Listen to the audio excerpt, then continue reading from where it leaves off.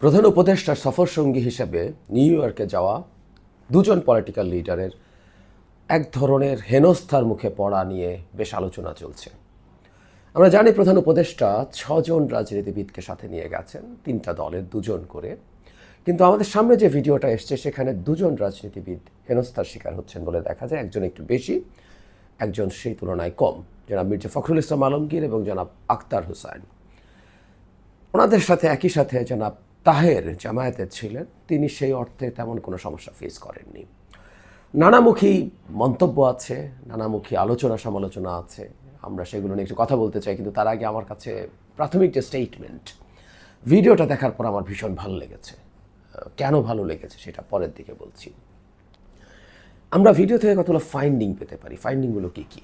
জনাব আবদুল্লাহ মোহাম্মদ তাহের যখন আক্রমণের শিকার হলেন না, ওনারা মানে বলা হচ্ছে যে তার লোকজন তাকে রেস্কিউ করে নিয়ে চলে গেছে, ব্যাপারটা সেই রকম না। আসলে আমরা এটুকু বুঝতে পারি, এখানে যারা হাজির হয়েছিলেন তাদের প্রধানতম ক্ষোভ মূলত ছাত্রদের ওপরে এবং বিএনপির ওপরেও। বিএনপির জনাব মির্জা ফখরুল ইসলাম আলমগীর যদি না থাকতেন, তার জায়গায় অন্য কোনো নেতা হলে সম্ভবত তিনি আরও বেশি হেনস্থার শিকার হতে পারতেন। কারণ হলো, মির্জা ফখরুল ইসলাম আলমগীর বিএনপি করেন, আওয়ামী লীগের বিরুদ্ধে দীর্ঘ লড়াই করেছেন, জেলে গেছেন কয়েকবার, তার বিরুদ্ধে 100-র বেশি মামলা আছে, সব কিছু আছে। কিন্তু তারপরও এই মানুষটা একজন নিপাট ভদ্রলোক। বাংলাদেশের রাজনীতিতে এই রকম মানুষ খুঁজে পাওয়া খুব খুব কঠিন।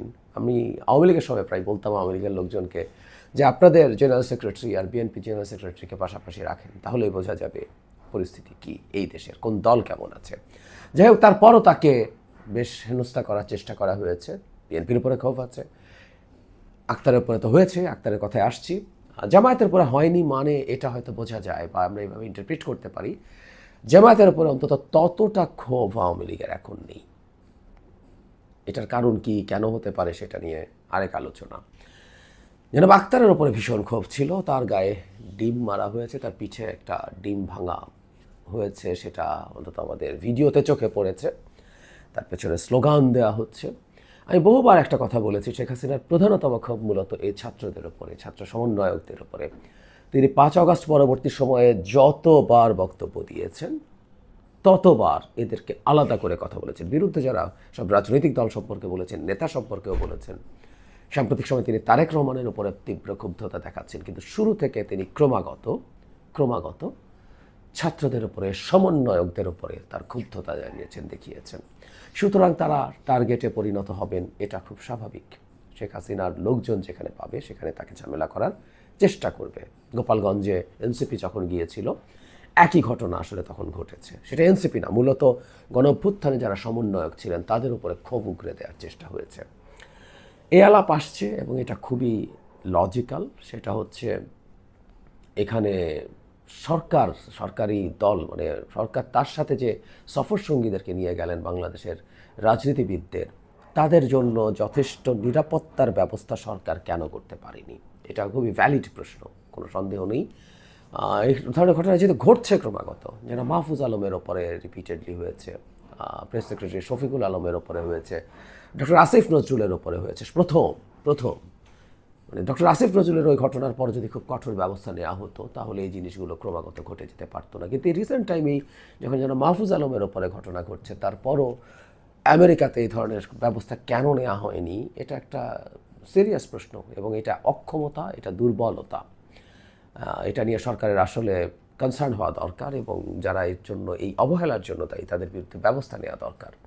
কিন্তু আবার উল্টোভাবে যদি বলি যে এই ঘটনাটা আবার ঘটায় বরং কিছু জিনিস আমাদের সামনে আসলো।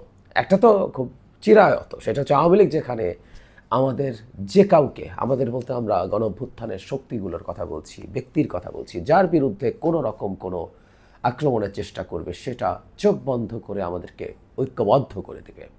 রিসেন্ট টাইমসে আমরা আমাদের নানান ইস্যুতে বেশ বিভক্ত অবস্থায় আছি। এই বিভক্তি খুবই অ্যালার্মিং পর্যায়ে চলে যায় কিনা সেই আশঙ্কাও আছে।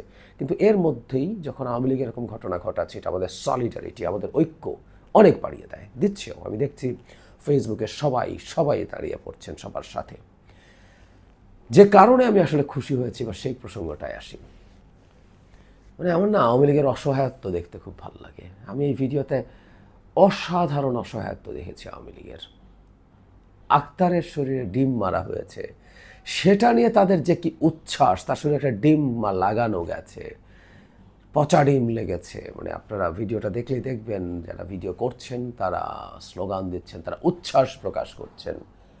মানে যে কথাটা বলতে চাইছে, আওয়ামী লীগের অক্ষমতা কোন পর্যায়ে গেছে যে একজন অ্যাক্টিভিস্ট এবং এখন রাজনীতিবিদ শেখ হাসিনার পতনের সাথে জড়িত একজন মানুষের গায়ে একটা পচা ডিম মারতে পেরেছেন, সেটা নিয়ে তাদেরকে এখন বিরাট উচ্ছ্বাস দেখাতে হয়। সেই পরাক্রমশালী আওয়ামী লীগ।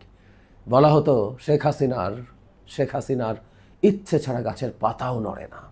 এই দেশ মানে বাপের তালু করেন, ওই দেশের গডের মতো হয়ে গিয়েছেন। আমি প্রায় বলতাম শেখ হাসিনা হিউব্রিস সিনড্রোমে ভুগতেন, যেখানে একজন ব্যক্তি নিজকে রাজাটানি না, গডের মতো একটা কিছু মনে করেন। সেই আওয়ামী লীগ এখন রাস্তায় রাস্তায় ঘুরে কোথায় একটু গালি দেয়া যাবে প্রেস সেক্রেটারিকে, একজন উপদেষ্টাকে গালি দেয়া যাবে, একজন উপদেষ্টাকে একটু হেনস্থা করা যাবে, একজন পলিটিশিয়ানকে একটু হেনস্থা করা যাবে, পারলে একটা ডিম গায়ে লাগানো যাবে, এটা নিয়ে তাদের বিরাট উচ্ছ্বাস প্রকাশ করতে হয়। এগুলো প্রত্যেকটা কিন্তু অক্ষমতার, মুরধীনতার একটা ক্লিয়ার ইন্ডিকেশন। আমরা অনেকে হয়তো এইভাবে দেখছি না, আমি এটাকে এভাবে দেখছি। এই জন্য আমার ভীষণ ভালো লাগছে, ভীষণ ভালো লাগছে। আওয়ামী লীগ কোন পর্যায়ে আছে, কেমন আছে, তাও বিদেশে যাওয়ার পর। এই নেতারা তো এই দেশে ঘোরাফেরা করেন। আক্তার কি বিরাট প্রোটোকল নিয়ে ঘোরেন? মির্জা ফখরুল কি বিরাট প্রোটোকল নিয়ে ঘোরেন? কেউ না। কই, দেশে তো আওয়ামী লীগের বহু লোকজন আছে, কে তাদেরকে হেনস্থা করার চেষ্টা করছে বা করে? এত লোক থাকার পরও তো এইটুকু সাহস। আমরা শুনতাম আওয়ামী লীগ বিরোধী গেলে নাকি, দলে গেলে নাকি বিরাট কিছু হয়ে যায়। বাংলাদেশে এই মুহূর্তে কোনো অফিসিয়াল বিরোধী দল নাই, কিন্তু আওয়ামী লীগ এই দেশের জনগণের বিরোধী। সুতরাং সে যাদের কাছে তারা ক্ষোভ দেখাচ্ছেন, একটু দেখাক না, হ্যাডাম কত আছে আমরা একটু দেখতাম। নেই, বিদেশে গেছেন, সেখানে গিয়ে এসব করে তারা খানিকটা আত্মতৃপ্তি পাওয়ার চেষ্টা করছেন। এদের এই আত্মতৃপ্তি পাওয়া এবং এই যে সেলিব্রেট করা একটা এই অতি তুচ্ছ বিষয়ে, এগুলো তাদের রাজনৈতিক শক্তি হিসাবে বিরাট দুর্বলতার পরিচয়। আমি এটাকে এভাবেই পাঠ করতে চাই। এ কারণেই আমি এটা দেখে ভীষণ খুশি হয়েছি, আমার ভীষণ ভালো লেগেছে। আপনারা এগুলো আরও করুন, করার চেষ্টা করুন। এগুলো আমাদেরকে হ্যাপি করবে, এগুলো প্রত্যেকটা ইন্ডিকেট করবে আপনাদের বাংলাদেশের রাজনীতিতে নিজ নামে অথবা অন্য কোনো